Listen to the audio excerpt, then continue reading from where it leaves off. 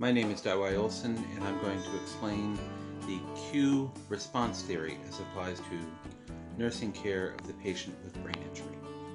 Brain injury always starts with some event. That could be trauma, it could be stroke, hemorrhage, tumor, something that leads to a damage in cerebral tissues.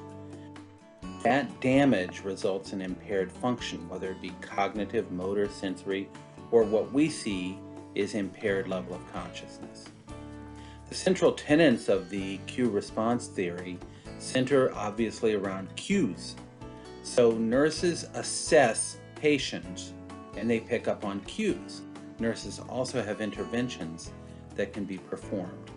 We also have lots of interventions that we can employ. And just like cues come in different forms, interventions come in different forms. We can observe the patient. We have lots of medications in our arsenal. There's changes in position, whether it's head up, head down, turning left, right. We can augment physiologic parameters. But it's not just what we do, it's when we do it. And that's the key to the Q response theory. Timing is the most important element. Let me give you a quick example. I have a patient taken care of by two different kinds of nurses. In the first scenario, the intracranial pressure is going up, but the nurse knows he has to give a bath, so he lowers the head of bed, starts his bath. Because the patient was coughing, he eventually gets around to suctioning the patient, realizes the transducer is not level. When he checks it, the ICP is 53, pupils are fixed and dilated, and he has to code the patient. In the same patient, a different nurse would have opted to give intravenous fentanyl a little bit, then she's just going to step back and watch her patient. She's going to observe, she's going to let that patient come back down to baseline before she starts her bath.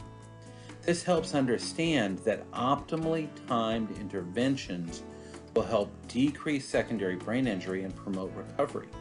Poorly timed interventions will lead to an increase in secondary brain injury, and they will delay or completely obliterate the chances for recovery. When we look at coma and consciousness, measured by entropy state or explained by entropy, poorly timed interventions will result in increased coma, worse level of consciousness, and optimally timed interventions will promote recovery.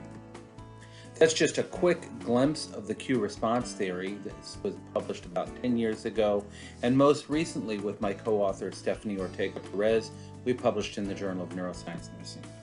I can be reached at daiwai.olson@utsouthwestern.edu.